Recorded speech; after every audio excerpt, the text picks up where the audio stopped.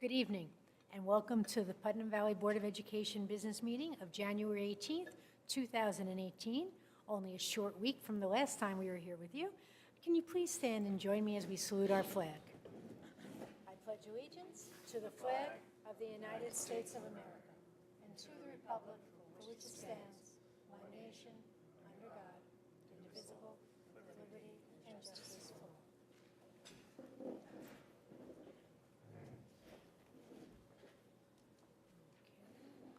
I'd like to open by announcing that the Treasurer's Report for December 2017 is available in the business office.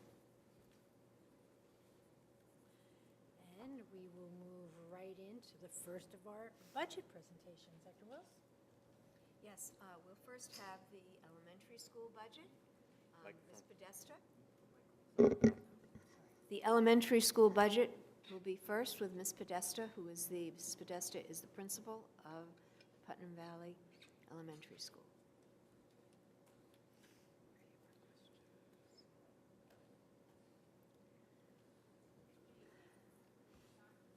No. There it is. There we go. Okay.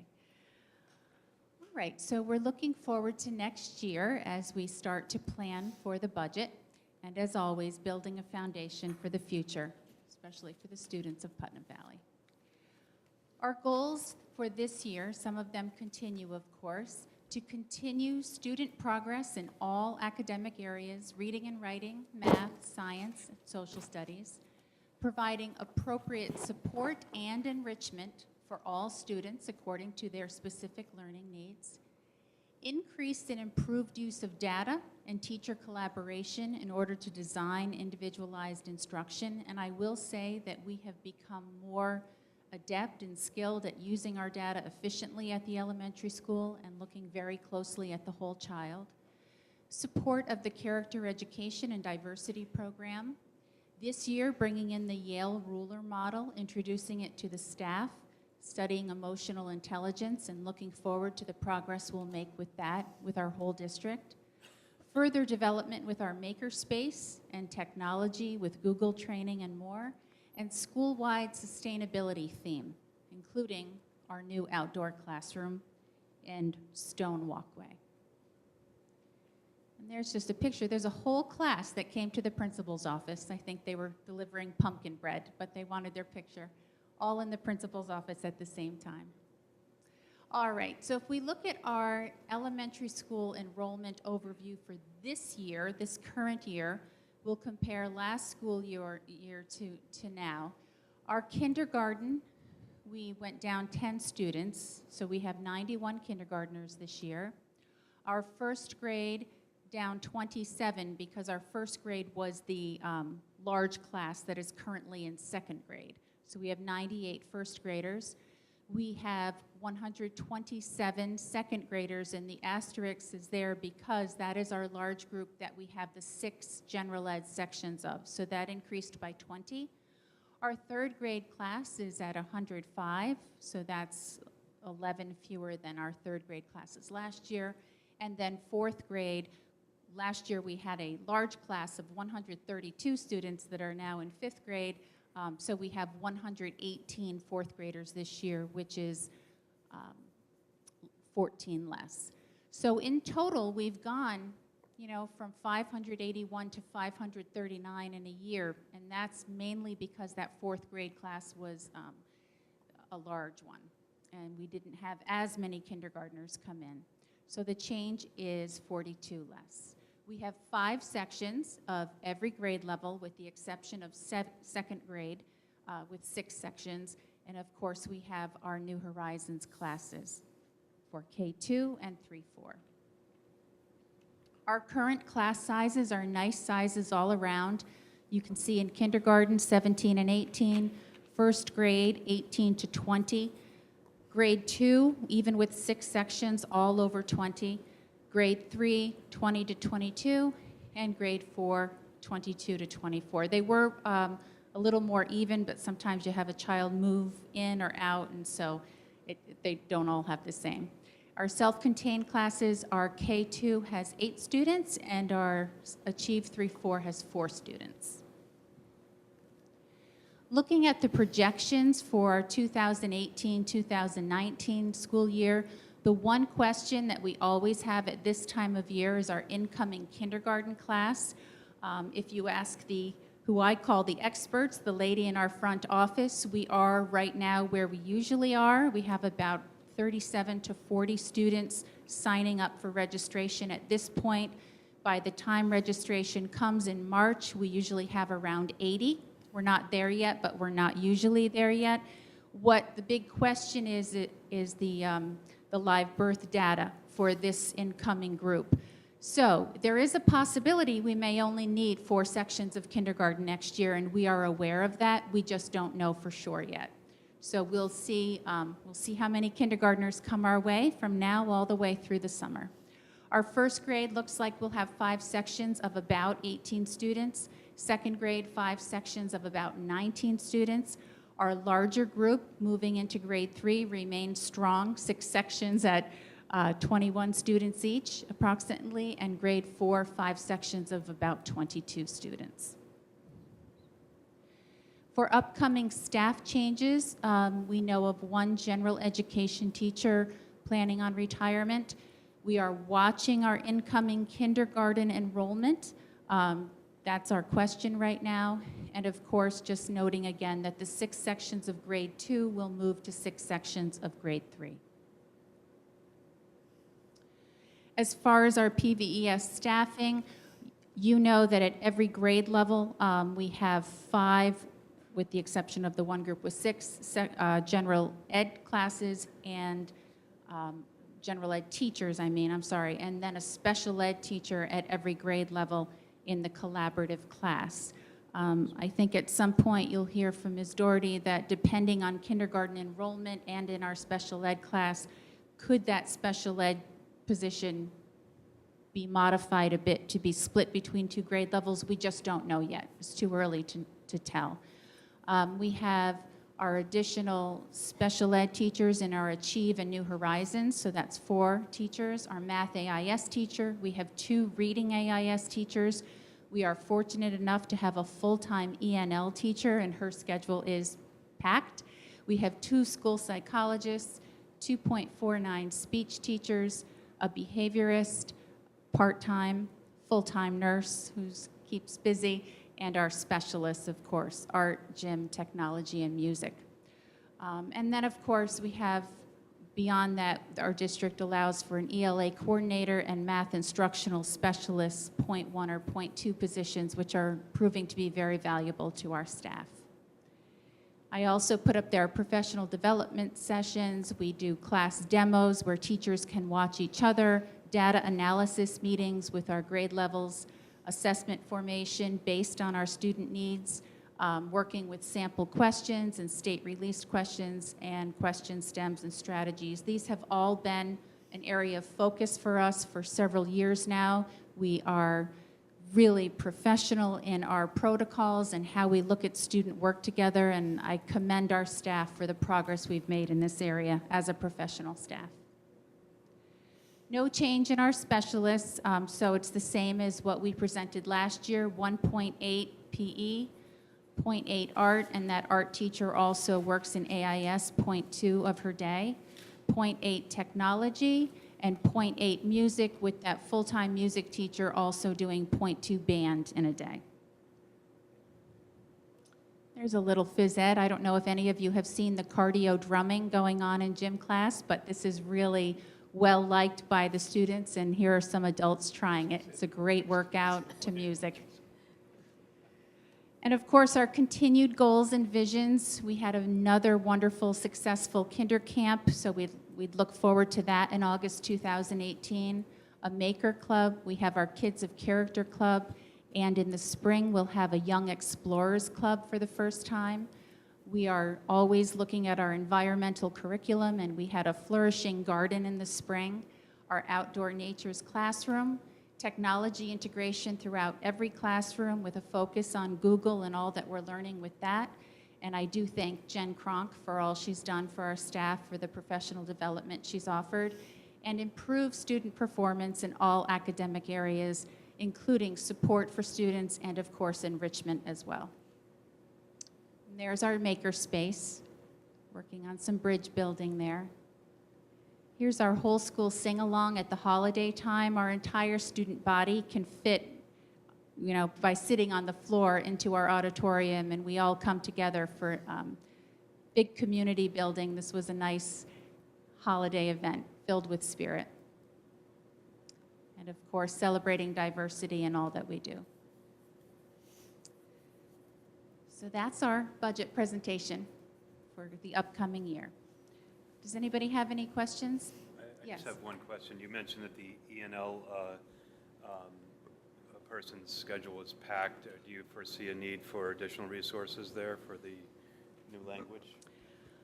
At this time, we're fine because we do have a teacher in third grade currently who's dual certified, so she can handle the ENL needs for some students at that grade level. It depends on who's coming in, what level they're at, and how many minutes per week. So right now, I think we're good, but Mrs. France stays very busy. And I'll just jump in here. We do have one of our middle school teachers who does go over to the elementary school and services some students. So we do have that flexibility this year.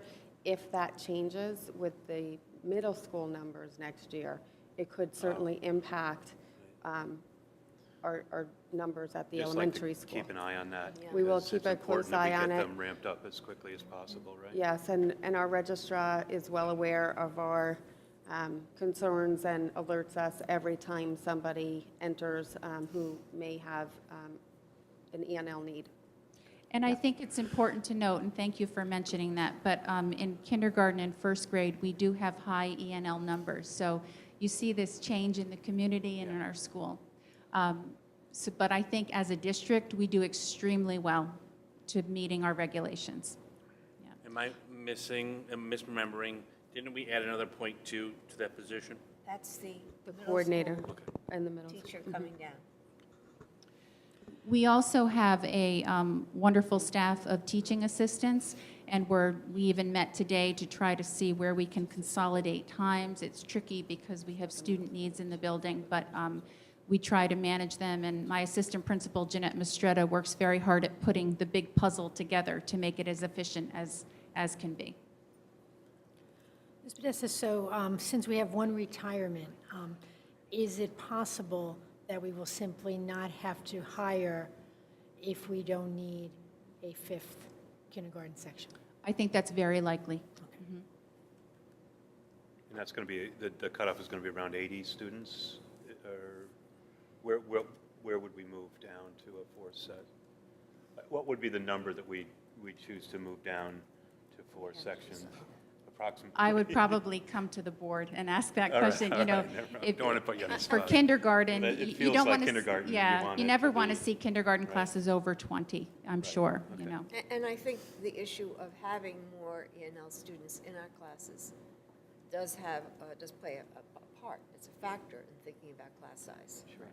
As well as students with special needs, where we do have a collaborative, but if you also add more students with ENL needs, you sort of, you factor that in. It's almost like a factor. Some people talk about a 1.2, 1.1, as they add up the numbers, that you're actually, it's as if you're serving more students.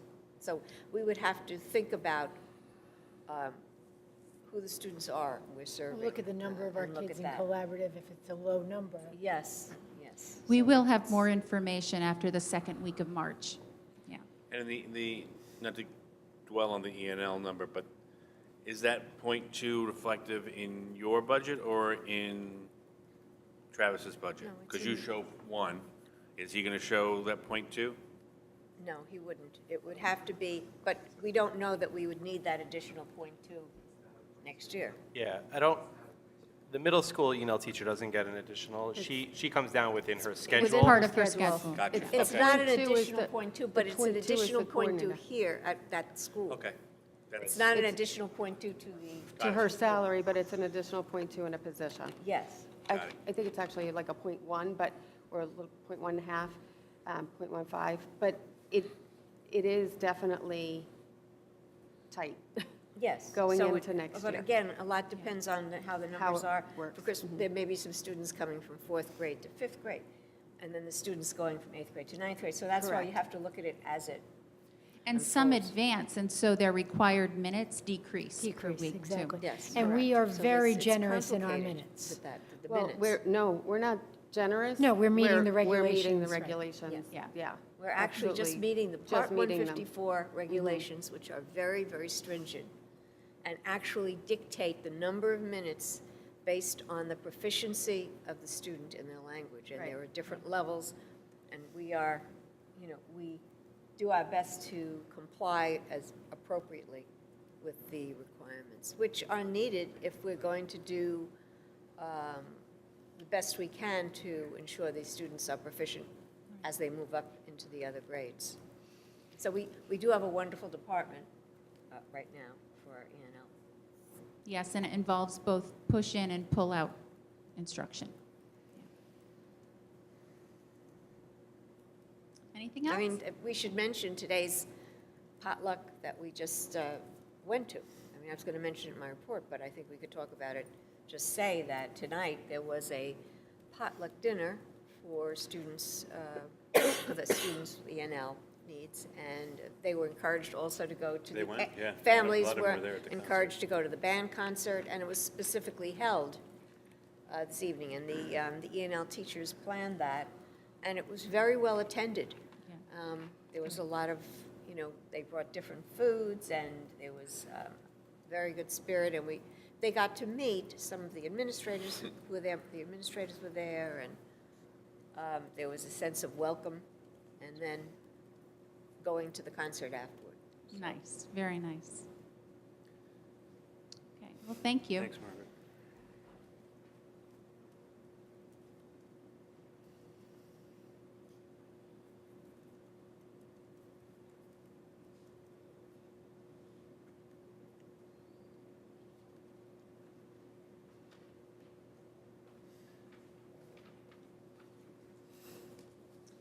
All right, good evening, everyone. My name is Travis McCarty, and I have the pleasure of being the principal of Putnam Valley Middle School, and I'm here to present our 2018-2019 budget for the middle school. As you can see, we don't have much of a change in enrollment at the middle school for next year. We are down 7 students, so you will see the 5th grade decreasing by 6 students, going from 126 to 120 next year. 6th grade increasing by 11 students, from 124 this year to 135 next year. Our 7th grade decreasing by 10 students, 137 to 127. And our 8th grade is pretty flat, currently at 145, going down to 143 for next year, for a total change of 7. So we go from 532 to 525. Not much of a change at the middle school. Our 5th grade, which is set up as pods, we have 3 partner teams with a total of 6 sections. We have an ELA and social studies teacher in a pod and a math and science teacher. We also have one pod that's a collaborative section with a special ed teacher. So our overall change is class size going from 21 students down to 20 students. Nice class size for our 5th grade.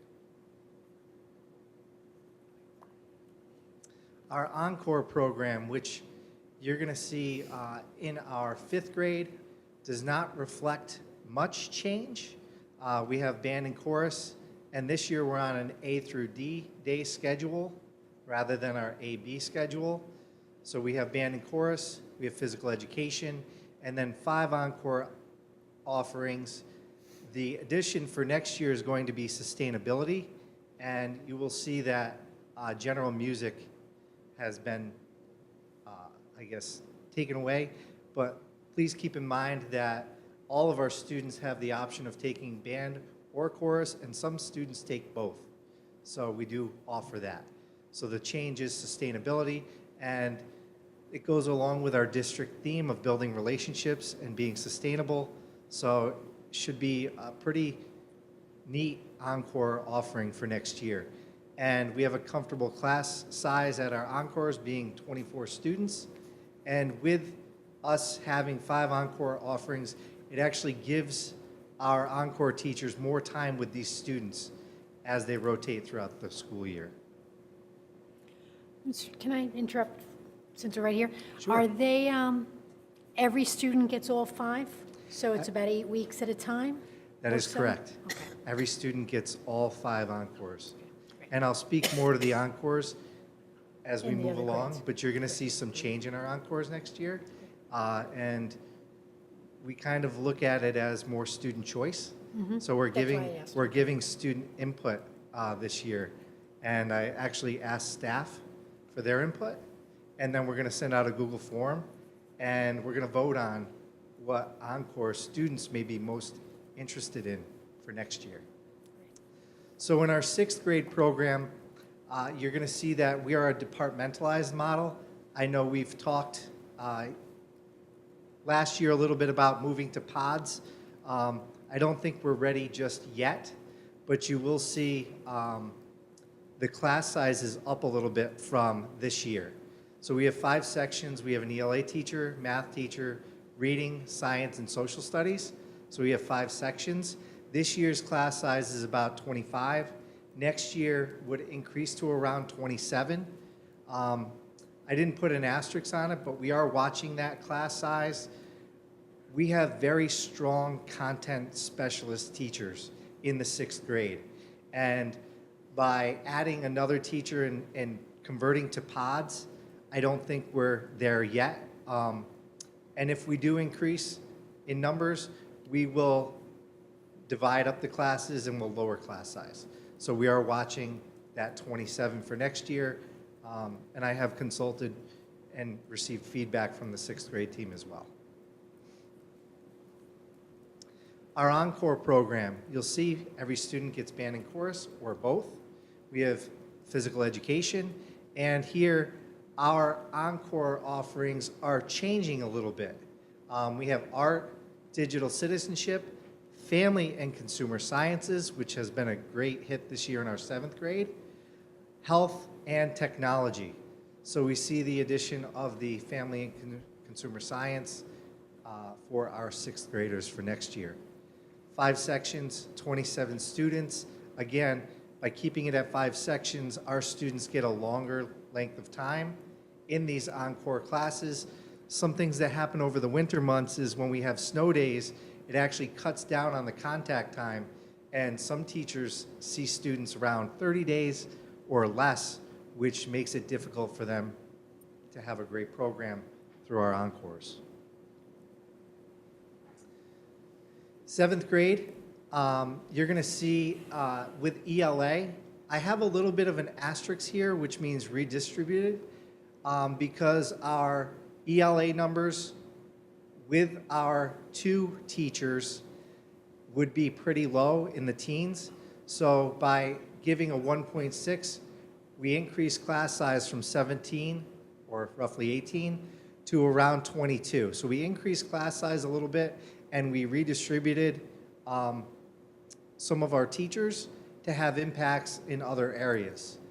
With our math, we go from 1.4 to 1.2, redistributed, so we could have the teacher in a math lab or teaching an Encore, so we can redistribute them based on their strengths. Science, we see no change. Social studies, we see the subtraction of a 0.2, which increases our class size from 23 to 26. Spanish, we go from 20 students to 26. However, there's an asterisk there because we do offer Mandarin Chinese, which has been a huge hit this year. There's 23 students in that course, and we expect to have an 8th grade section next year. So here you will see we offered a section this year. We'll offer another 7th grade section next year. And overall, our change is a 0.2. The 1.0 with the asterisk is redistributed staff members to labs or Encores where we see needs. 7th grade Encores, we have band and chorus, physical education, and we have 5 Encore offerings, and we're very excited. We have art, and a need that we've seen for a little while now at the middle school with our capstone project, which is research-based. I'm not going to say that it mirrors what Jerry Zupan does here with science research at the high school, but we're hoping to give a little bit more of a foundation. And this could look like a 2-year project, because you're going to see it in 8th grade as well, where students continue that research into 8th grade, or we could have it be a 7th grade project of interest, and then students get the foundation, and then they have another interest as 8th graders. So this capstone project could incorporate public speaking, research, digital citizenship in a way, because you'll see digital citizenship is no longer 4 years, but the teacher would teach, what are reputable websites to use, journals online. So this is really an exciting opportunity for students to do research. Family and consumer sciences will continue in our 7th grade, as it did this year, and then health and technology. So 5 Encore offerings. Last year we offered 6, but again, this gives our Encore teachers more contact time, and our average class size is at around 26. 8th grade, you're going to see a similar change in ELA. We're going from 2.0 to 1.6, redistribution of staff. Our math, the same. We go from a 1.4 to a 1.2. And then in our sciences, we have open enrollment for Science 8, integrated science, and open enrollment for our earth science. So we don't always know how many sections we're going to need. This is based off of this year. And we go from, our class sizes don't change very much. As I said, we go from 145 students to 143, so very similar. We do see a little bit of an increase in class size in our ELA and math classes from around 19 or 20 to 24. When you look at social studies, we're even across the board, 1.2 to a 1.2. And Spanish, next year we will see our Mandarin Chinese students move up. So the class size is around 21. That could fluctuate based on how many students continue with Mandarin Chinese. And as I said, there's 23 in the program right now. So we see an additional 0.4, and that's actually our Spanish teacher that comes over from the high school, Paul Pearson. He's able to give us an additional 2 sections, which helps reduce our class size, and he's been great to have at the middle school this year. So we only see that change of a 0.4, redistribution of 0.6, which, like I said before, could be in our labs, or it could be in our Encores needs as well. Our Encore program for next year, band and chorus, physical education, and we do offer 6 Encores here. And this is nice because it helps reduce our class size. We have our capstone project, forensics, health, technology, and to be determined. And like I mentioned earlier, I sent an email out to staff to see interest, and I have about 30 responses right now, ideas for innovative and creative projects, everything from business to Shark Tank ideas to mindfulness. So quite a few different ideas from staff members, and then we're going to send that out to students to have student input to see what they're interested in, and we're hoping this brings excitement and new ideas to our Encore offerings. So next year, our 6 sections will reduce class size to around 24. So our overall change is 0.4. You're going to see our 5th grade stays the same, 6th grade, 7th grade goes down 0.2, 8th grade goes down 0.2, and for AIS teachers, a 1.0 ENL, that's Angela Methans. She's been tremendous at the middle school. I can tell you she is designing a cultural night for the middle school students, and she wants it to be a little bit different from the high school potluck dinner evening. She wants to include dance, music, families come in and do presentations, and food, of course, because everyone enjoys those evenings as well. So Angela's really been a tremendous addition to our middle school staff, and I look forward to hearing more of her ideas for this spring. Okay, so I just wanted to give you a quick idea of how many Encore offerings we had last year and this year. You're going to see art stays the same. Capstone is an additional 0.4 for next year. Digital citizenship, we went from having it in every grade level to 5th and 6th next year, so it's minus 0.4. Environmental science that we offered this year, we will not continue that next year, so it's a subtraction of a 0.2. Family and consumer sciences, we offered it in 7th grade this year. We're offering it in 6th and 7th next year. Forensics is an additional 0.2. And again, forensics is just an idea right now. We're hoping to utilize it, but if we get a lot of feedback from students, that could possibly change. Health is offered all 4 years.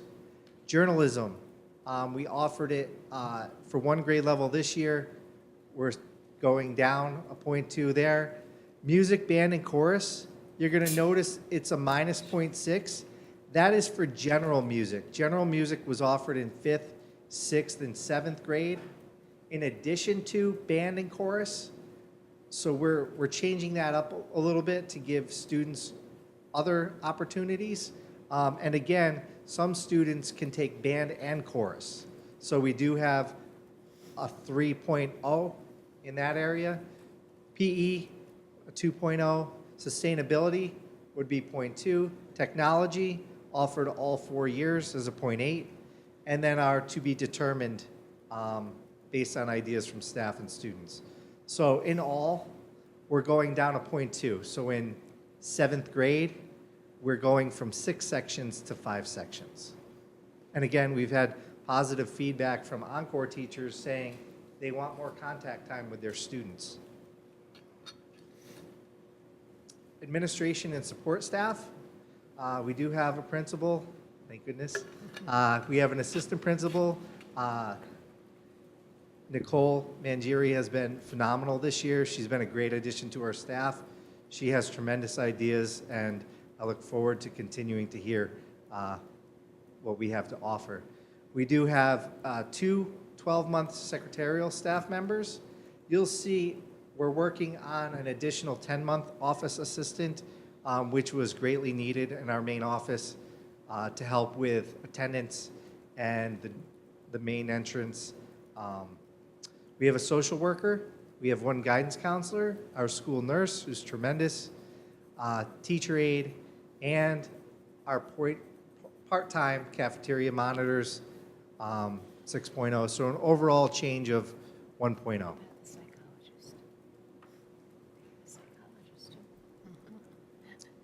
And that's it. Are there any questions? Well, I think you may be missing a support staff member. I think you have a psychologist as well. Yes, we do. So, but we all know that, and you knew that. You were testing us. I apologize for that. Mr. McCarty, Yes, to making sure. I don't know where Mr. Kane went. We I'll were have to paying add him back there. He's We very do. busy. You can't see him. He is He's very always busy. with kids. So. Yes. Thank you for that The feedback. only question that I wanted to, just because in case you see it again, I didn't want to point it out. The only question I do have is, with 6 encores, theoretically, encores are not A, B, C, D. It's every day, it's in their schedule, or is it an A day, B day? It's every day in their schedule. In their schedule. Correct. So 6 encores is theoretically only 6 to 7 weeks. Yes. And you throw a snow day in, you throw a flu, you throw strep throat, you get 4 weeks, maybe. Agreed. Is there benefits? I know the sections, but could you offer one twice if you needed to keep the sections small? Why go to 6 when I even think 5 is a lot, personally. But that's just my input. So I think the theory behind offering 6, especially in 8th grade, is to reduce class size. I think once you get over 25, it starts to feel heavy. Right. I know next year, especially in our 6th grade, we have 27. 25 is No, it's a lot. usually, we try not to go much over 25. I know we can go up to 30. Especially Well- in an exposure class, right? Yeah, I mean, what we're really trying to do in our Encores is make it a learning opportunity that's fun, innovative, and creative, a little bit outside the box of our core classes. And in 8th grade, rather than going down to 5 like the rest, it would increase our class size to around 29, which starts to feel heavy. And it's difficult for those teachers to really give the feedback we're kind of looking for. So No, I have- I I have wondered that. definitely agree. But you do give a great point, because in 7th grade this year and 8th grade, our feedback has been, listen, in we're winter down to months. around 30 days with our students, and we're just starting to get to know them, and then they're switching.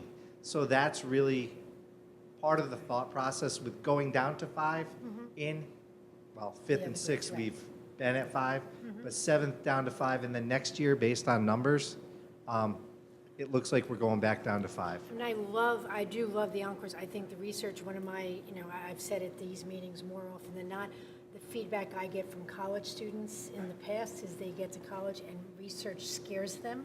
Yeah. So I really love that you're starting that early, so you're taking that mystery away. Thinking, I would almost wonder, is there a benefit to having 3 offerings, 2 sections of each? Concentrate your Encore power. I don't mean for next year, but give that some thought. Do 12 weeks or 14 weeks and do 2 sections of each. So you have 2 sections of health, 2 sections of capstone, 2 sections, whatever. It's only 3, but if you offer them every year, by the time they leave the middle school, they've gotten all of them. Just a thought. I'm not expecting it for next year, just a thought. No, I appreciate your feedback. Actually, that was up for discussion. We were going to change the name of Encores to electives, Right. and then it that would be too. hand scheduling, and it would look more like the high school. This is an idea that we have thought about, and it gives students choice. And as we all know, when students have a say in their education, they're more willing to learn, and that choice is optimal. I will tell you, with the addition of family and consumer sciences, we're meeting more of the regulations that we need to. So there are certain Encores that we must provide. Health, Yes. technology. So these are the essentials that they have to have, and then maybe the choice being a couple of the Encores. So Okay. let's say 3 out of the 5 are musts, and then they have an opportunity. And then, of course, we would have to be like the high school, and once you reach maximum capacity, certain students are locked out, and then it takes hand scheduling, but I do like the idea. I mean, there's no wrong way to expose kids to these. There really isn't, but just maximizing it. We've had 2 snow days already in 2 weeks. I feel for those kids that get that 6-week February, Yeah. in whatever it might be. Yep. So, Because they could be in any of the Encores at this point. That's exactly And right. it's the way that it lands, so they do lose out. Now, your schedules are structured still by grade, correct? They are. Like every day, every 6th grader goes through this cycle, as opposed to the 7th graders are a different cycle when they have their things. Is there, and you're talking about possibly moving to an elective, is there any thought and the possibility of commingling classes between, like, say, 5 and 6 and 7 and 8? Will that build more flexibility into the scheduling, or will that make it more difficult? So the thought process has gone around of combining grade levels for lunch. The issue we have with that is we don't have the flexibility of the high school, where different grade levels can have courses together. So if we were to combine a 5th and 6th grade lunch, now it affects the remainder of the day, and it would look like we would be mixing them in their courses, which we really don't have the opportunity to do. So just combining lunch groups, which has been another idea, affects the remainder of the day. But we are looking at modifying our schedule with different ideas that Dr. Luft has been tremendous in providing feedback for next year. So our schedule will look different, and we're trying to use our skills classes to impact students more, making it more productive. It is a non-graded, non-prep class, but we're going to put I should say, content specialty teachers in charge of those skills classes and gear students toward their needs. So we will use that time in a more valuable way. Right. I think at the middle school, we're sort of stuck in the students have to travel with their cohort of students. So when fifth grade goes to special, all fifth grade students have to go to special. When fifth grade goes to lunch, all fifth grade students have to go to lunch. So we don't have as many opportunities in the middle school to have the cross grade. But we actually have had conversations about utilizing that advisory period in the morning. And one thing that we were considering is, rather than having grade-specific advisory classes, is having cross-grade advisory classes. So fifth grade students have an opportunity to build relationships and with older students and vice versa. And eighth grade students could serve as some mentors for fifth grade and sixth grade students. So it's something that I know at one point in time, the advisory period was structured that way at the middle school. And we've had conversations around whether it be next year or sometime in the future, exploring that and breaking up the advisory where we really assign every adult in the building a group of students. So to get as small of groups as possible, so they have an adult to relate to, and hopefully and meet students or get to know students across other grade levels. So that's some ways to do When that the in middle school model was sort of replaced the junior high model back in, I think it was 1990, that was the thinking. Small groups of advisory, because some of the content requirements have changed and curriculum requirements. A lot of schools have lost that, but it certainly was the original thinking. And in keeping that, this is just an opinion. I'm happy you stay departmentalized with sixth grade. I like that middle school is a true transition. So fifth grade, they come over and they get used to a new building. Sixth grade, they get used to the departmentalized, and then seventh and eighth grade, they're in secondary education in the middle school building. So that's just an opinion. And I'm by going the with way- what the educators say, but And by the way, we are working more on that advisory period. It's the first 12 minutes of every school day. And the PTA was so generous to donate the book Wonder for us. And we just found out that they are also donating the book Augie and Me, which is the sequel to the book Wonder. So we have almost read the entire book Wonder. And in the spring, we will be diving into Augie and Me. And they've been a tremendous support in our advisory period. And as Dr. Luff mentioned, next year we are looking to reduce, because we could have a skills teacher, or I'm sorry, advisory teacher who has a class size of 25 students. We'd like to get that down to 5 to 10 students so they can form more relationships. It's just spreading them out throughout the building for the first 12 minutes and then transitioning them into their first period class. So we've had tremendous feedback. Students read during advisory, they journal, and then they work on Fridays on team building with those teachers. So it's a nice connection, and it goes right in with our Yale Ruler project, which is also happening at the middle school. So Building relationships. just real fast, putting on my facilities hat, that building is already, every classroom is scheduled first period. So I would invite anyone to come over and witness what it would look like when we have every adult working with small groups of students before first period. So every nook and cranny of that building Hallways. will be used with adults meeting with students in hallways and stairwells, in the lunchroom, in any space where we can have small groups congregate, just to get as small a group as possible. Very good. Any more questions? All right. Thank you, everyone. thank you, Mr. Gordon.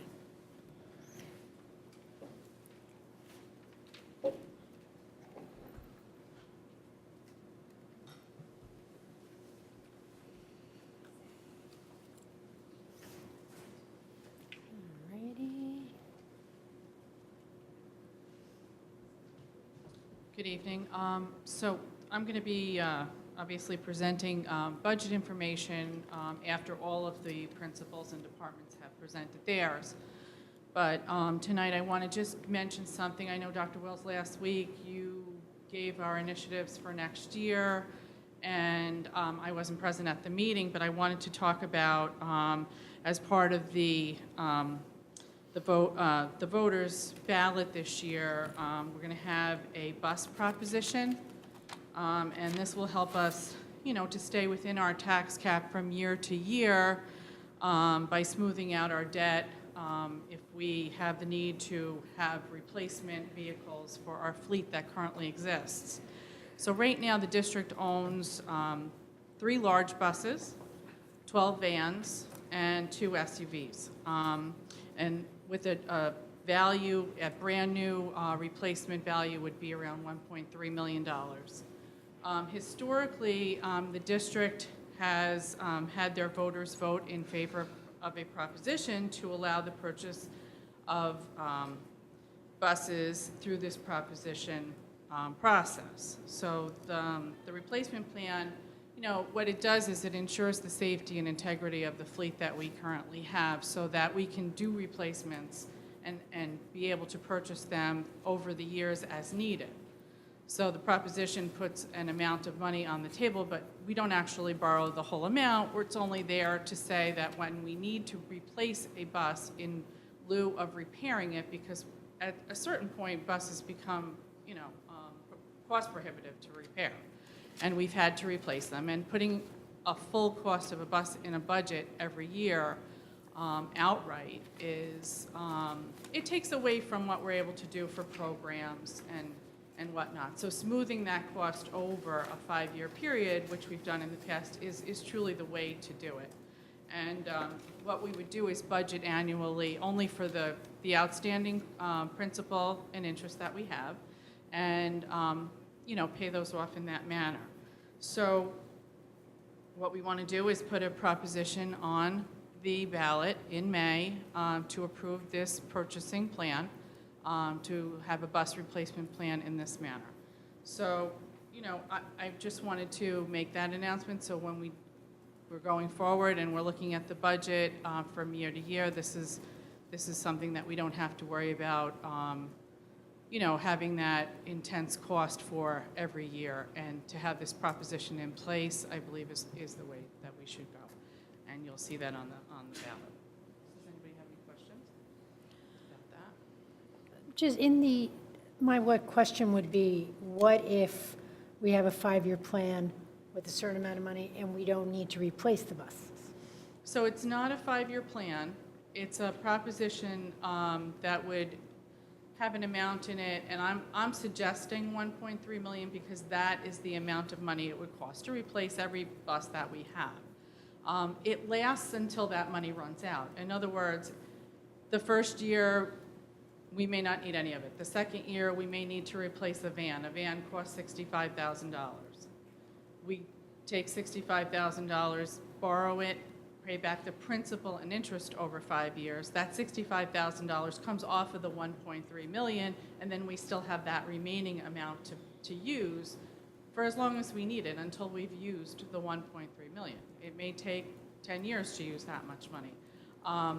Right now, our 3 large buses are very much in need of repair. I've spoken with the mechanic, with our transportation people, and they're at a place where it's good to start talking about this now. We did not continue.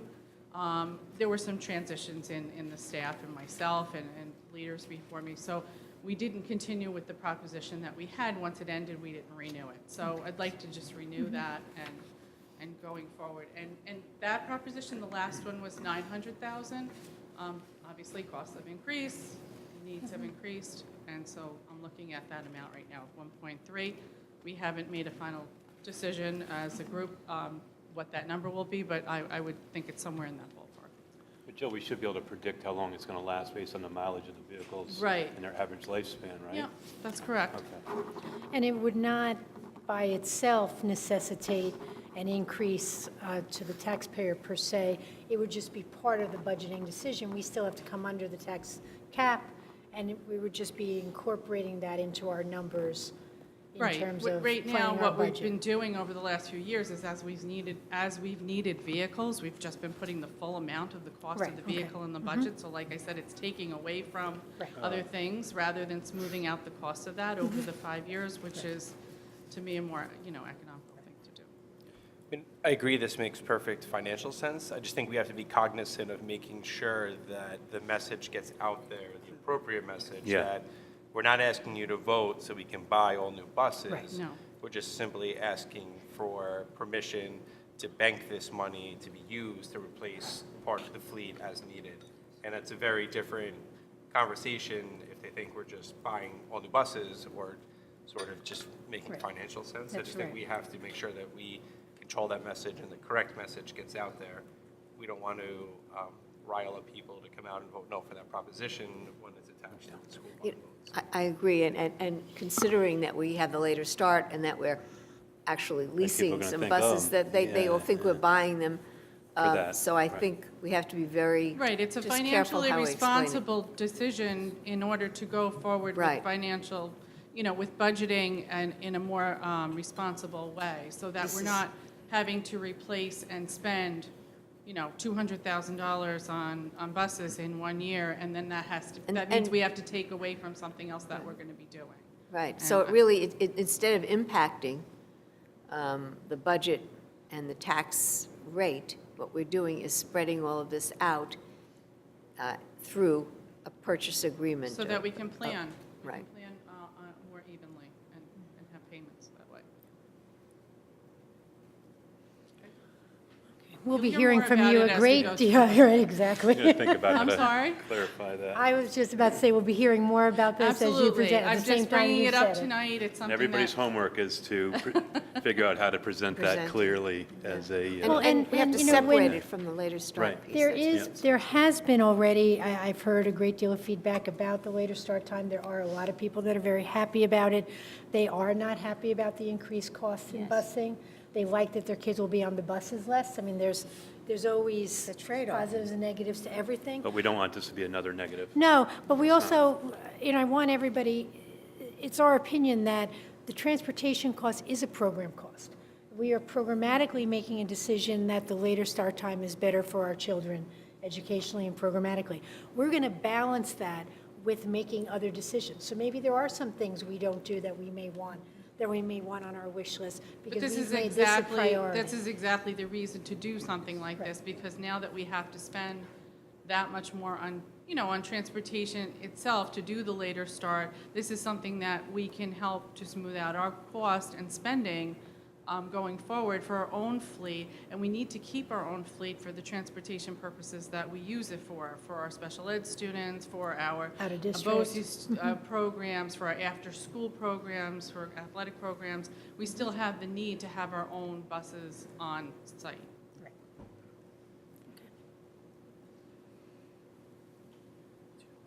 No, I think a lot of this has to do with how we have learned to manage differently with the tax cap.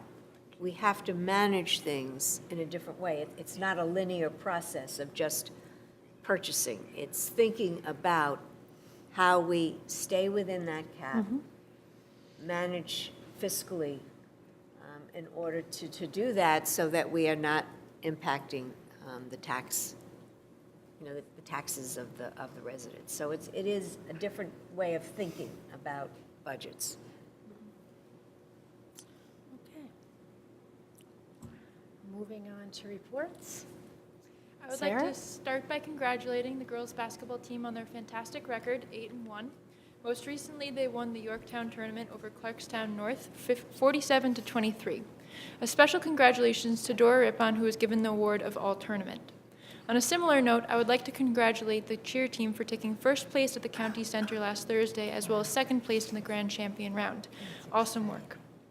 Also deserving recognition is Aaliyah Steele, who proudly represented Putnam Valley High School at the local STEAM-a-thon last weekend. This is an event where 75 girls from the tri-state area came to learn about science, technology, and engineering. Thanks for representing our school. I would also like to congratulate all who played in the band concert tonight. The jazz band, jazz project, concert band, and wind ensemble all performed successfully.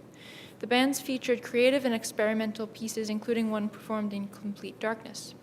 I accordingly give a huge congratulations to Mr. Odell, who conducted all of these bands, and to the students who performed so harmoniously. Finally, I would like to notify you that the Science Research JSHS practice night that I mentioned at the previous Board of Education meeting has been rescheduled. It will now take place next Thursday, January 25th instead. Again, this night is open to all members of our school community. Come out and see some wonderful projects that our students have been working hard on. So do you have a start time for that? Is it I 5, 7? think it's 6:30. 6:30. Yeah. The 25th, did you say? Next I was wanting to ask. Thank you very much. Do we have anything from the PTA, PTSA? I thought so. I was so excited.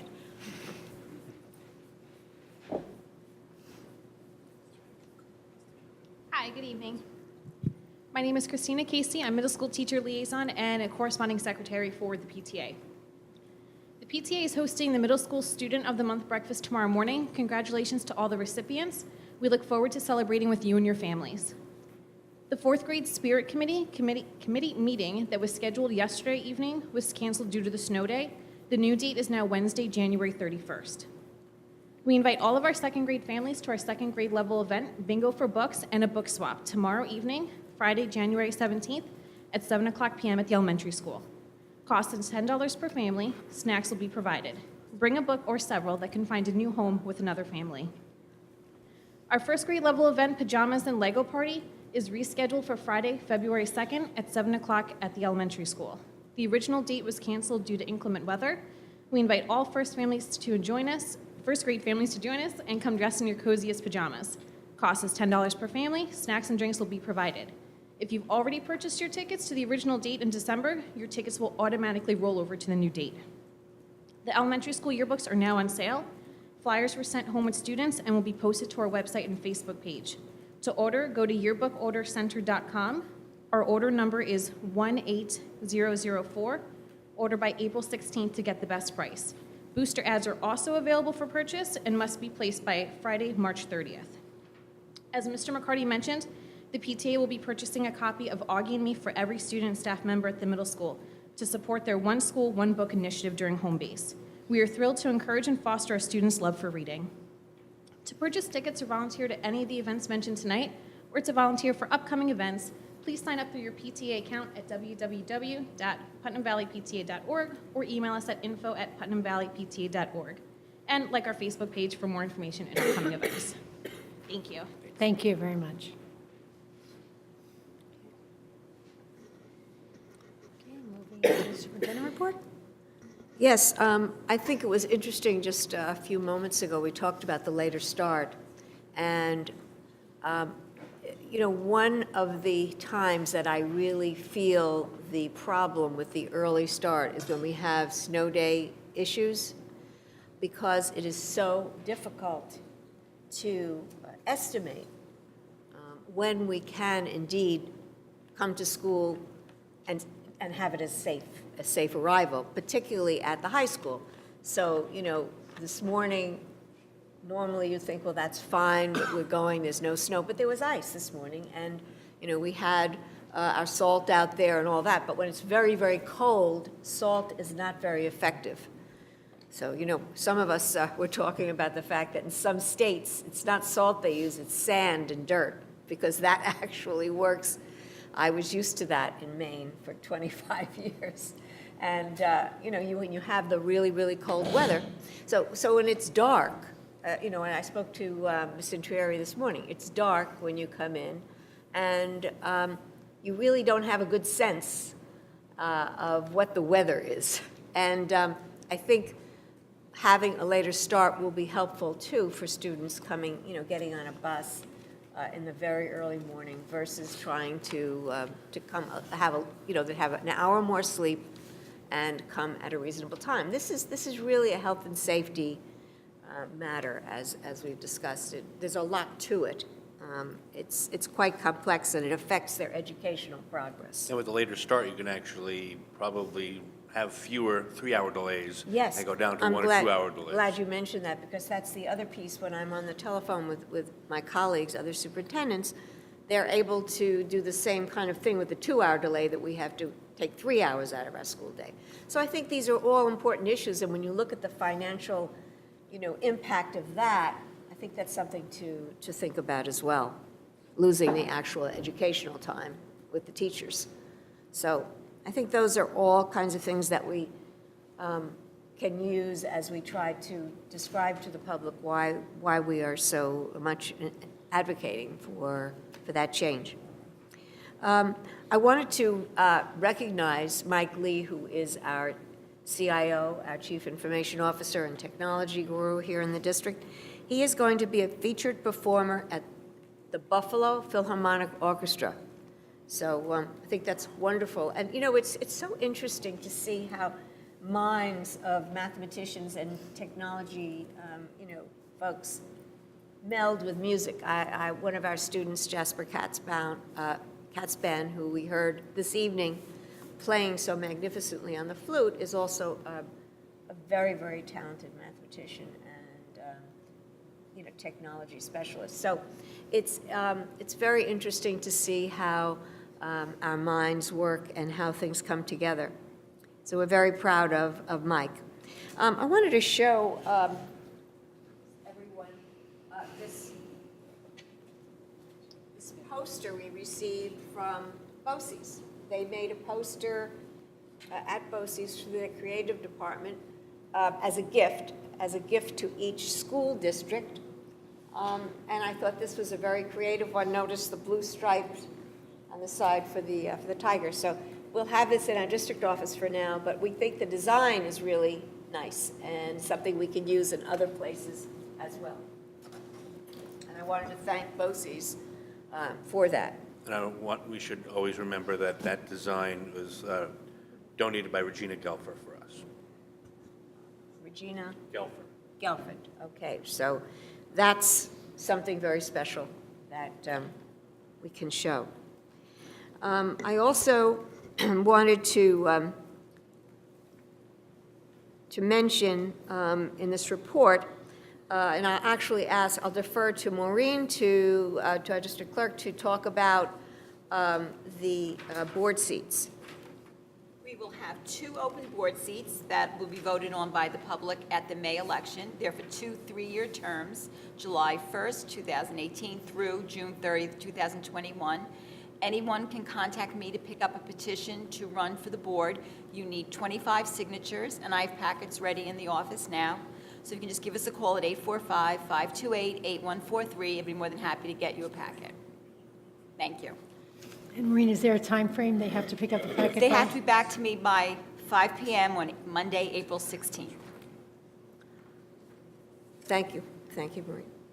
Last week, we had a presentation from Dr. Luft on our assessment scores, state assessment scores, and the school report card, the district report card.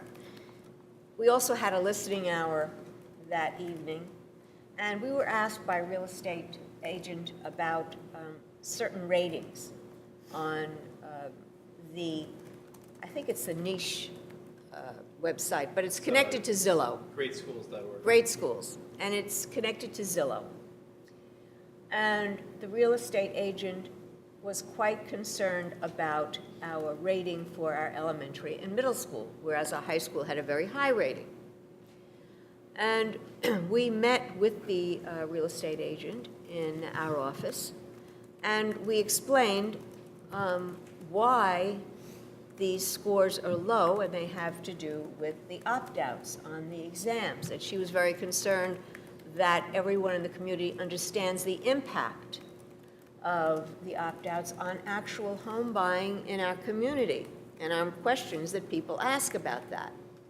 And this is something that we need to at least be cognizant of and realize that there is an impact, and we're asked this question many times.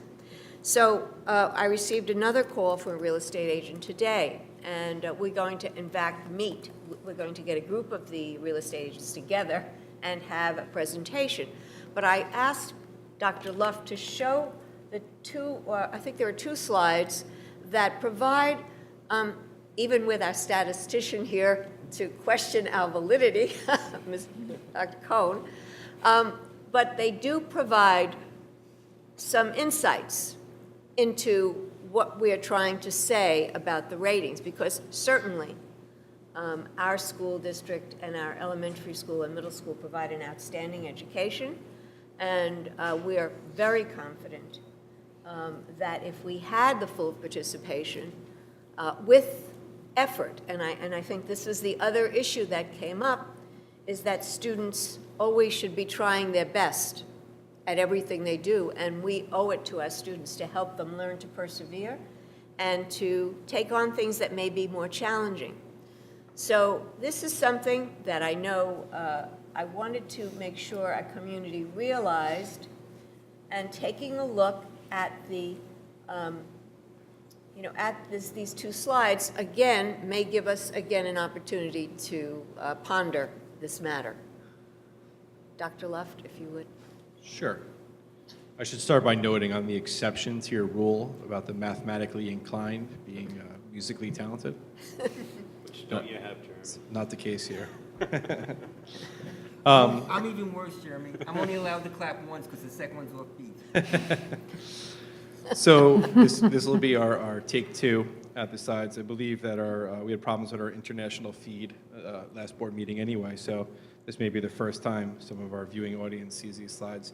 So during that meeting, we had a conversation about the school ratings that are attached to Zillow, and I think Zillow is a widely used search engine when you're looking for a house. So the fact that that website is directly linked to Zillow certainly explains the uptick in questions we've had from parties interested in moving into Putnam Valley asking about the rating. So during that conversation, I did a bit of research looking into where the data source was coming from and what year the data source was coming, what year the data was based on, and it doesn't paint the best picture for us. And some of these slides I can further explain. So I'll jump around because there's certainly more than two that we could talk about. But if we look at fourth grade ELA, for example, that 15-16 school year is the year in which that greatschools.org data is based on. So you'll see that certainly wasn't our highest performing year. We had a 30% of our fourth grade students opted out that year. So it doesn't paint the best picture. When you look at growth from the 15 cohort to the 16 cohort, we see that there is a dip in our state percentile ranking, and our numbers of students that are proficient remain pretty static. So we're not seeing a whole lot of growth from that cohort. But what you look for, and I've actually reached out to the website and inquired about when they would update, because our 16 and 17 scores, New York State scores, have been released.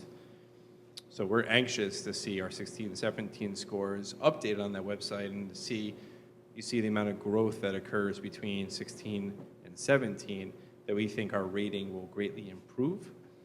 But their answer back was that they collect data from 49 states. I don't know if it was 49 other states or there's a state they don't collect data from, but they said 49 states. And I mean, they release at different times, and they can't really give me a definitive timeline as to when it'll be updated, but they're aware that New York's is available. So we'll certainly monitor, and I'm sure our real estate agent parents will let us know when that happens. But just to give you a sense of the data, this is what those numbers are based off of, and even next year, and we hope this continues to grow, we know we'll see some significant growth in our score. And that same story remains true for math, as it does if we jump into the middle school.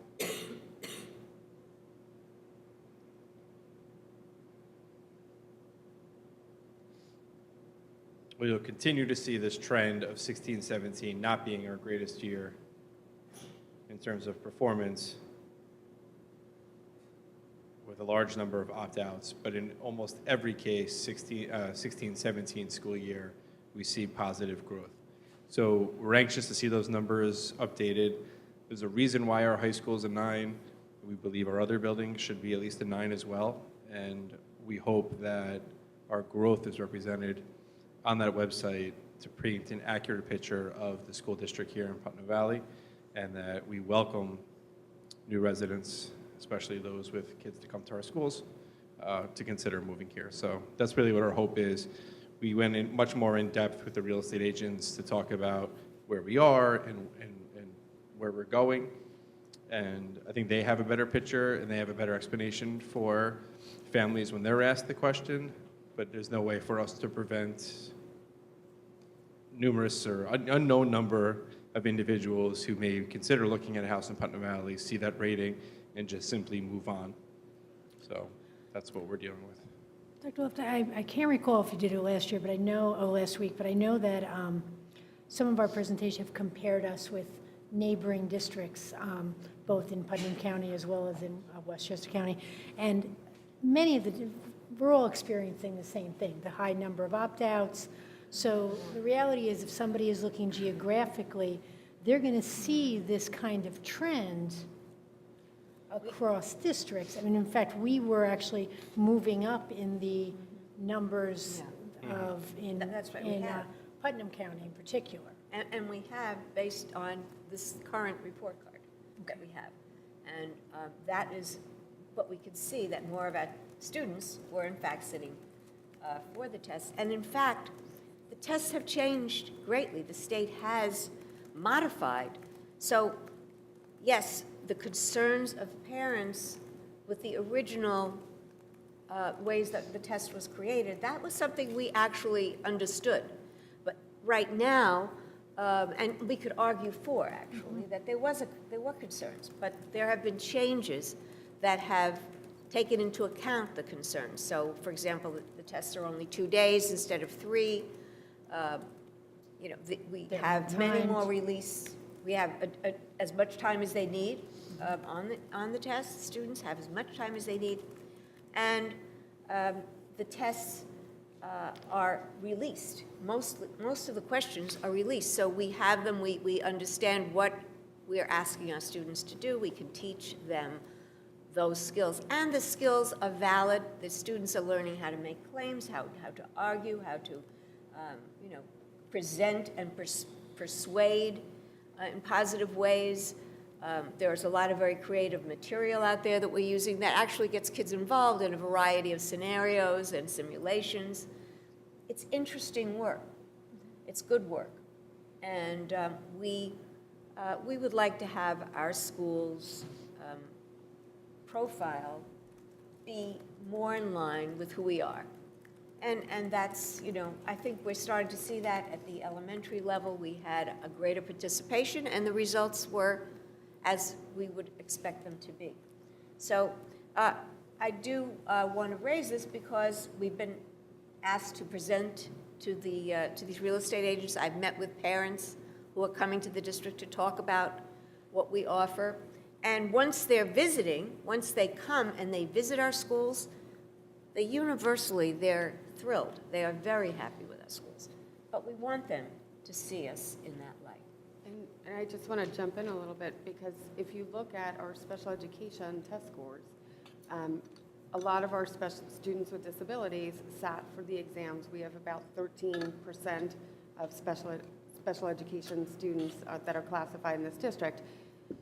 Almost all of our special education students sat for our exams. And we were, if you remember my presentation, reflected when you're comparing students with disabilities against students with disabilities, especially within our county. We came out first, second, and third in almost every single area, which really, I think, is a reflection of our performance and the changes we've made, the positive changes we've made in the curriculum. So I think that's another really important point to look at. And I think, you know, a lot of it has to do with our attitude and how we encourage. We all try to encourage our students to do their best and to take on challenges, and we want them to do that in their lives as well. I think there's certainly a lot of good signs out there. First being is you're correct. We're not surrounded by school districts that are 7, 8s, and 9s, because many of our neighboring school districts run into the same issues in terms of opt-outs. So that's certainly one piece. And the other piece is the tide is really starting to turn. We've had recently actually a very vocal group of parents who were pushing for participation in the state test, and for the first time, and as far as I'm aware of, quite a number of years, teachers advocating for how can they help encourage their students and their families to take the test because they see value in it, and they understand that it says something about their teaching, and they think they've been working really hard, and they're dedicated to the standards, and they want their hard work to be shown in that measurement. So that's certainly a change of practice from the past, and those teachers are very vocal and interested in getting higher participation rates because it has a better reflection on what they do as teachers. And certainly the state has made many, many concessions. This movement had almost 100% teacher backing when it first started, when Common Core assessments were tied to teachers' growth scores, and there was no phase-in period, and there was a sort of a laundry list of reasons why. And teachers themselves who opted out their own students have confided that recently they've started having their own children take the test again because they feel as if many of their demands and their concerns have been addressed. What we're seeing in terms of the rating is certainly an unintended consequence of what the people behind the opt-out movement wanted, right? They wanted changes at the state level. What they didn't want is to drive out potential buyers. They didn't want to lower property values by driving out buyers, and that's something that we're starting to see. So we're hoping that as this movement continues to sort of dwindle and we get higher and higher participation rates, that those ratings will increase and we'll see a flow of new families into the school district. So there's a lot to be hopeful for. There's a lot moving in the right direction, and we're just anxiously awaiting for those numbers to be updated. Yes, and I think, at the time when this started, we had these evaluations of teachers using these scores, and that was wrong. There was no doubt it was wrong. That is no longer the case. But interestingly enough, we still get the growth scores. They're not used, but the state is still providing them. What is exciting is that just as those scales that you saw, those graphs that you saw, demonstrated growth, in almost every single case, our teachers' scores were jettisoned higher through this process of the students' participation. So for a teacher to see that, only the teacher knows that, the individual teacher. But, we see the entire picture, and although it's not used in any way, it reinforces and affirms the fact that we are doing a terrific job with our students, that they are growing, and they're growing substantially in what they're able to accomplish. So, I'd like to move on to the school calendar.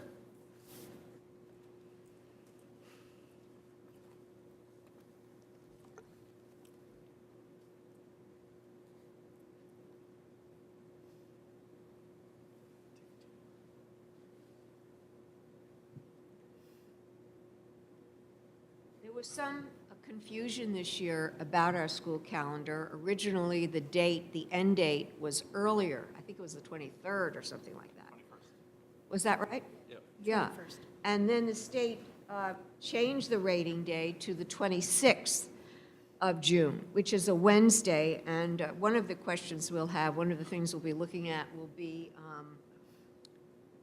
when graduation should be held. It'll be one of those discussions because we like having our teachers and as many people as possible. So it could be a weekday evening that we would have our graduation. We don't know yet. I haven't had a chance even to talk to our high school principal. But the end date is the 26th, Wednesday the 26th. So this gave us a little more flexibility in the calendar, and of course BOCES. We use primarily the BOCES calendar. Right now, this second draft of the calendar has us starting after Labor Day, and this is how BOCES will start as well, where we would have the conference day on the Tuesday, the superintendent's conference day, and students would start on Wednesday the 6th after, Wednesday the 5th after Labor Day. And then we would have the conference day, we would have October 8th is, of course, Columbus Day. We would have the conference day on Election Day, which is the 6th of November, Veterans Day on the 12th, and then that Wednesday before Thanksgiving, we could continue to have that day out. And in February, we would go with just the 2 days, as we have this year. This banks some days for us, which certainly in a year like this, we're happy that we have. We would have a March conference day, and we would have the 15th through the 22nd would be the April break, which means Holy Thursday is the 18th, Friday is the 19th, and then the Passover holiday follows, and then you have the day in the 22nd. So we have some days if we have to take days away. The day before the Memorial Day weekend would be another day that we could not have school as well, with the idea that those would be days that we would go back to if we lost too many snow days. So as always, we have 186 days in the calendar with 183 student days and 3 superintendent's conference days. So it looks like a pretty flexible calendar, which is what we would like, and it's pretty close to what BOCES would be having as well.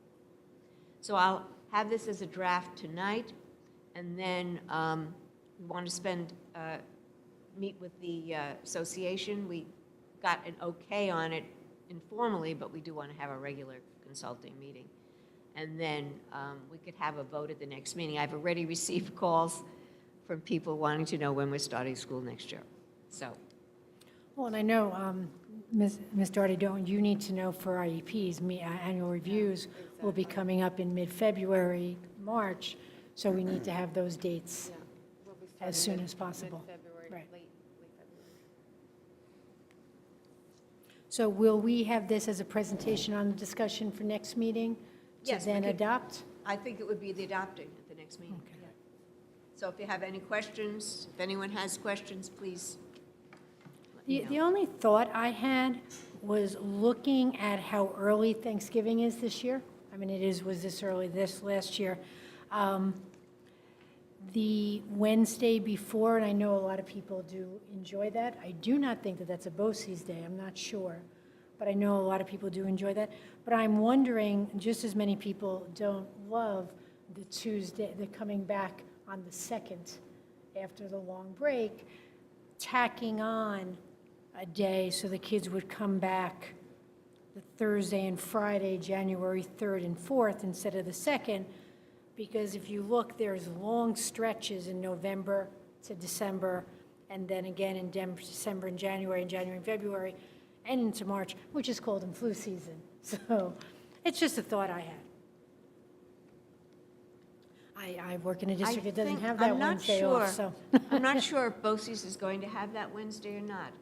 I thought that when I left, they had, but I don't know. So that's just my only thought.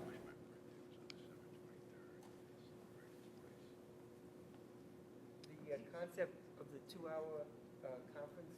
Yes. Delay, that's new, or? Yes, that is for professional development. That would not necessarily be in the calendar. I mean, it would be, you'd give parents advance notice, but it's a different aspect of the calendar. And one thing that's changing next year, maybe Dr. Luft wants to talk about it, is the hours being counted by the state versus the days. Sure. It's a different approach. Instead of 180 days, it's hours. Right, so the 2-hour delay opening, we have very little meeting time where we can meet across buildings. So the thought was if we schedule in those now and provide parents with advance notice, and we decided to do it in the morning because we know parents have contingency plans in place for 2-hour delays. But we would also offer a drop-off service at the elementary school for parents who don't have coverage in the morning, where we would provide some sort of coverage for their students in that morning. So if parents normally drop their students off on their way to work, they would have the ability to do so at the elementary school level, but then we would run our buses on a normal 2-hour delay schedule. And it just provides 2 hours of professional development time. We hope we can do a lot of the internal professional development during those days, and that actually increases our instructional time because we're not then pulling teachers during instructional periods when students are in front of them. So we think there's a lot of positives that come along with this. And in terms of the state regulations regarding the 180 days, the Board of Regents is set to vote on proposed new regulations this March. The 180-day requirement still remains. What they're getting rid of is this year they focused on this weekly hour requirement. So you had to meet a minimum number of hours in a week. So they're now proposing having a yearly total of hours that we would have to meet. Once you figure that out, backing out the passing time, you can't count lunch and recess. There's lots of things that don't count. They tell you how many hours you can count for a superintendent's conference day. They tell you how many hours you can count for a snow day. We sort of did all the math and worked it all out, and we think we have a schedule ready at the middle school, the high school, and the elementary school that would afford us not only meeting the minimum number of hours, but possibly a little flexibility if we needed to add in half days or other professional development days that would not necessarily count towards the minimum number of hours. So we want to make sure we have that flexibility, which we believe we will. We don't know, I mean, this still has to be approved by the Board of Regents, but our numbers work out even with backing out those 2 hours for each of those 4 days in the proposed calendar. So we would still meet the minimum number of hours and then some, and still have flexibility afterwards.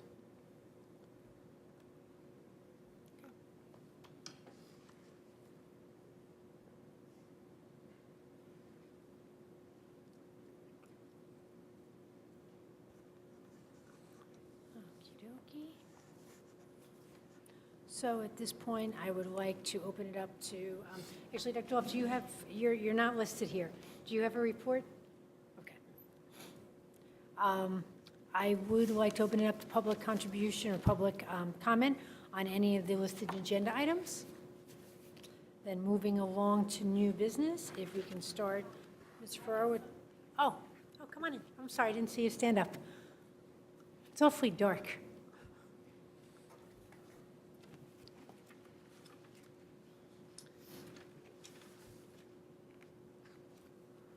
So I'm a parent of a child who attends the Putnam Valley schools.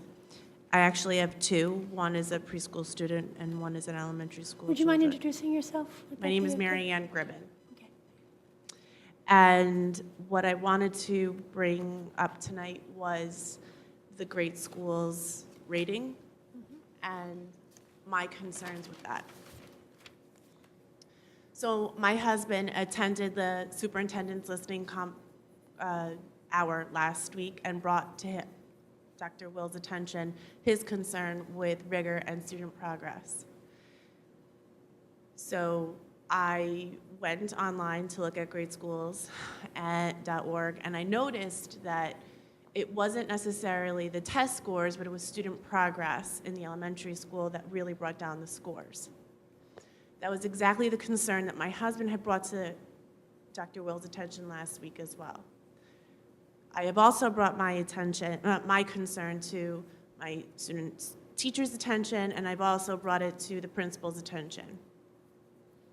I feel compelled to bring it to the board's attention at this point because, yes, a real estate agent did bring it to the attention of Dr. Wills, and then again today.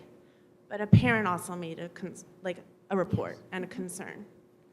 And I want to address what Mrs. Doherty said about the special education students making all of these, participating in the assessments.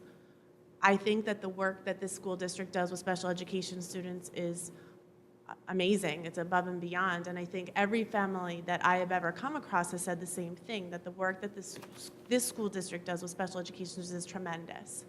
I've personally witnessed the attention that you've placed. And I just, I really compel the board and Dr. Wills to look at the concerns of us as parents when it comes to student progress, primarily because that rigor and that perseverance is going to continue to prevail as these test scores, and it's not even test scores, it's just change has already happened.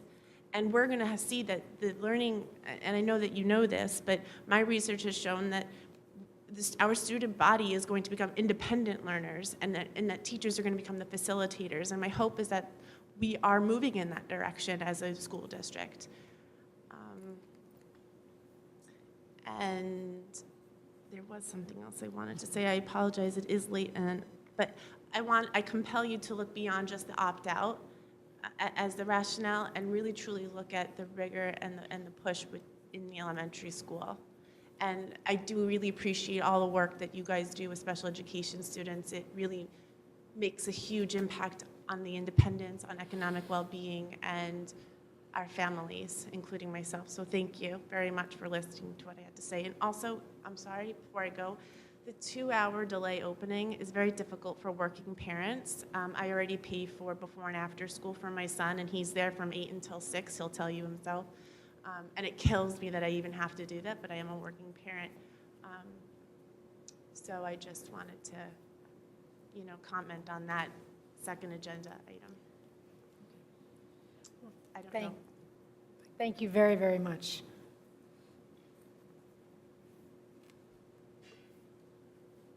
And I think, Dr. Will, something you said, that we want our children's progress to reflect who we think we are. And we do, we as a board, we as a district, we dedicate, you as taxpayers, we put a lot of time, attention, and money into our students. We pay for staff development, we have small class sizes, we've really put a lot of attention. We have all the building blocks we need. I think the rigor and that push has to always be, what can we be doing differently? What can we be doing more? And I think that that's what we say here all the time, and I appreciate having parents say it, and we're going to continue to say it. And we have everything we need to have tremendous ratings. We really do. So we need to then get the tremendous ratings. Yeah. But I think what also came out of that listening hour, which we have been working on based on our discussion that evening, has been how do we find ways to enrich students' opportunities for challenge and for struggle. We talked about that. We've been talking about it in terms of the math at the school, because it is something that we do want to work on in different ways. So I just want to assure you of that. Right. I mean, I don't want our focus tonight, which has been on the state assessments, to be sort of the only thing we're working on. I mean, our teachers have been working extremely hard to revamp, revise, replace their curriculum, to make sure it's aligned to the standards, to make sure that it's rigorous, to make sure that there's opportunities for student engagement, to make sure that we're providing those opportunities. I couldn't agree with you more that the way education is moving, we want our teachers to facilitate the learning and for students to take a more active role within the learning. And we've started bringing instructional models in, including the use of IDE and LADI, that really empowers students to take ownership over their own learning, to develop executive functioning skills, and really free up the teacher to work with small students in individual settings or small group settings to address specific needs of those students. So I know tonight we focused a lot on the state assessments. I just don't want all the work that's going on in the classrooms and across the buildings to get lost in that message, because we agree, and I was at that meeting and I took a lot of what was said to heart, and we've already started making changes and having conversations about how we can improve rigor, how we provide opportunities to challenge all students regardless of where they fall on the learning spectrum. And we certainly have work to do, and there's certainly something that we'll focus on and we'll continue working towards. But I can promise that even after that meeting, we've already had subsequent meetings, and we already have ideas and changes in place to provide all students an opportunity to show growth and be challenged within rigorous curriculum. So I just wanted to make sure that that wasn't lost in our message tonight, which talked a lot about state assessments. And Dr. Wills, I had, before even Ms. Grimm spoke, I do want a little more clarity before, and when we meet at the next meeting, I was going to bring it up, a little more clarity about the 2-hour delay in terms of if we often a drop-in, how do we ensure that we know those numbers? How do we ensure that safety? What happens for those 2 hours? Are there TAs? We don't have to do that now, but I know before I'm comfortable adopting the budget, I want to hear that. I would love it to be, having always been a working parent myself, I would love it to be with that 2-hour delay schedule in terms of the academics, but not in terms of our students. If they can come in at the regular time, if that's at all possible. Right. So we certainly have no decisions been made, but we've had several conversations about this. One conversation we had was partnering with the Children's Center to provide those same type of activities. We can help provide staff. We weren't certainly not looking to do something, to make it an expense to any parents who needed to drop off their students. It would certainly be something that was free. And we would provide opportunity. The kids certainly wouldn't be sitting in a classroom staring at a board. We would find activities and things for them to do. So I understand working parents have a schedule in the morning and they need to follow it. So our goal would be to be as least intrusive to that plan, that morning routine as possible. So it may mean dropping off in the morning at the Children's Center as opposed to taking a bus to get there. But certainly that before school coverage would be provided at no cost by the school district. And we would figure out how to best do that, and we would certainly get all that information out to parents in a timely manner so parents have the opportunity to plan. Great.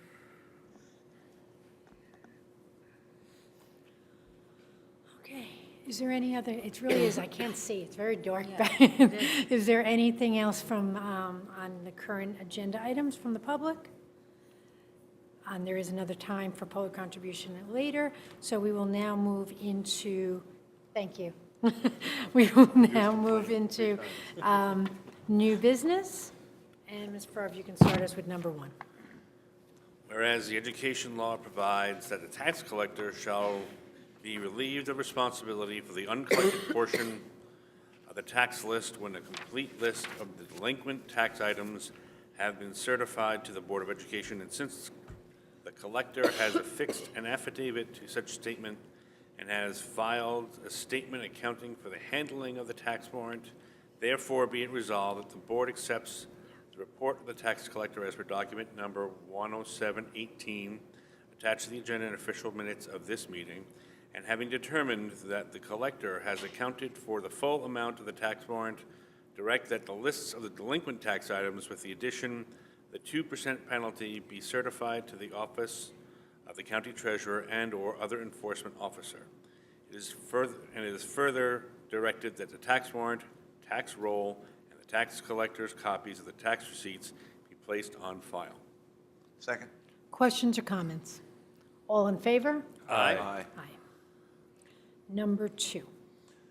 Resolved on recommendation of the Superintendent of Schools to accept the resignation for the purpose of retirement of Joanne Burns, a middle school teacher from the district, effective June 30th, 2019, as per document number 108/18, attached to the agenda and official minutes of this meeting.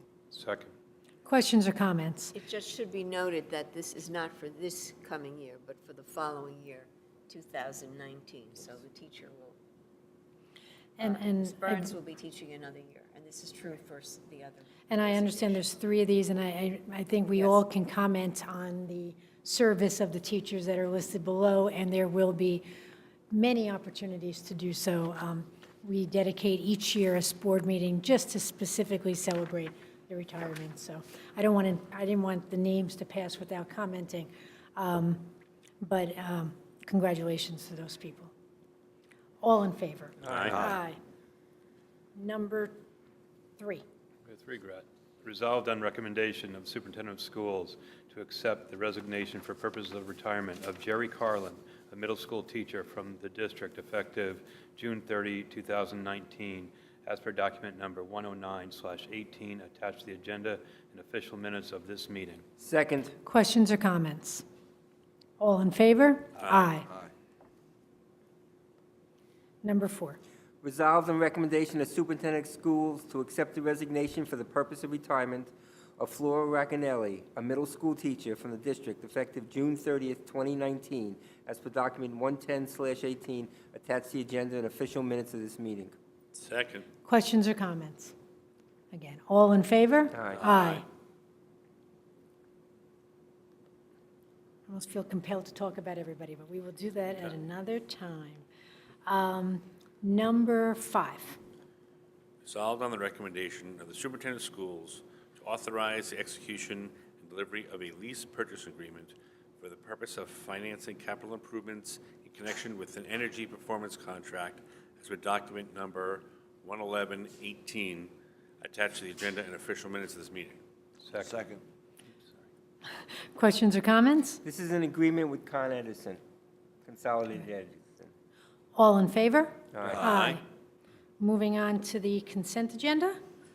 Resolved to approve the consent agenda items 2 through 6 as presented to the board at this meeting. Second. Questions or comments? We're approving a CSE, CPSE placements. We're approving 7 members of the Elementary School Character Education Committee. We're accepting a generous donation to the elementary school of $1,796.40 from the General Mills Box Tops for Education program. We're approving additions to the substitute tutor list, and we're approving a budget transfer of approximately $16,000 from the general funds to the maintenance fund to cover the cost of high school, middle school traffic studies and plumbing associated with the modular building. All in favor? Aye. Aye.